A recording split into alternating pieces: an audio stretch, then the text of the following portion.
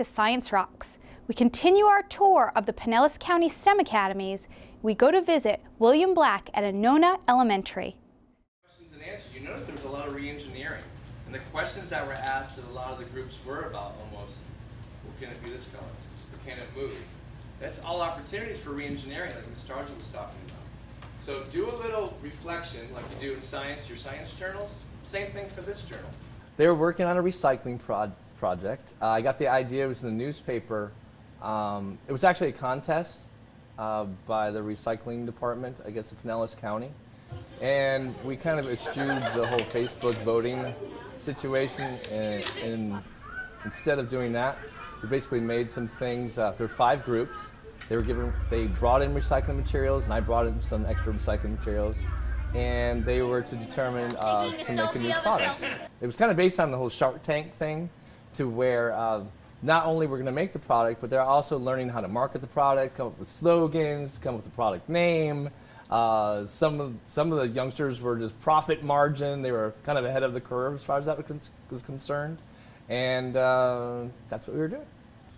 A fun and fast way to keep your magazines, art supplies, and pencils organized.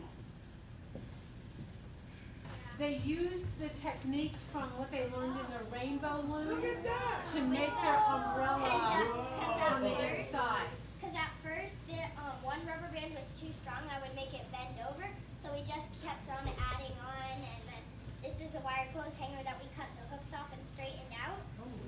And then at the end, we curved it into an S, and then the rubber bands, I can get this over. With the acronym being science, technology, engineering, and mathematics, I think it's problem solving. I think there's, with the Common Core or Florida Core, or whatever you want to call it now, I think there's an emphasis on problem solving and actually implementing what you learn into problem solving. And I think engineering in particular takes science and technology and does just that. You can apply it to real world situations. I mean, today is a perfect example of that. And when they're looking for products that could be real world use. We're making a little phone and key holder. No, Aisling. What should I call her?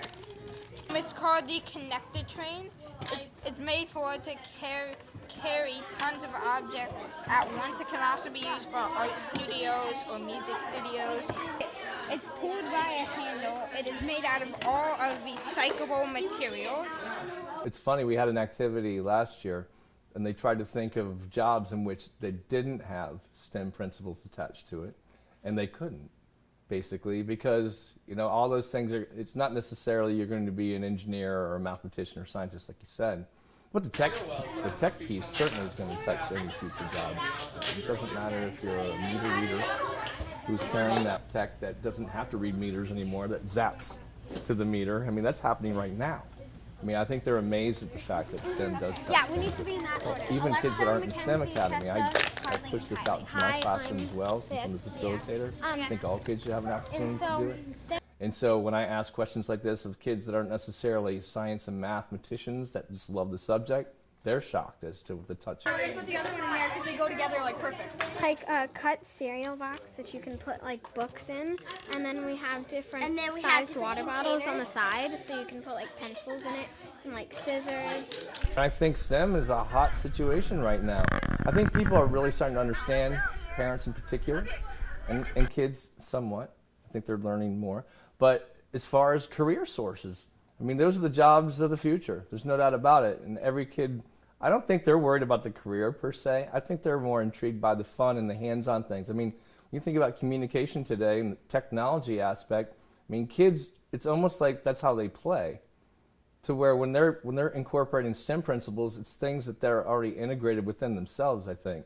I think putting it in that perspective as far as math is concerned, to where it's not just numbers and it has a purpose, I think it helps the children greatly.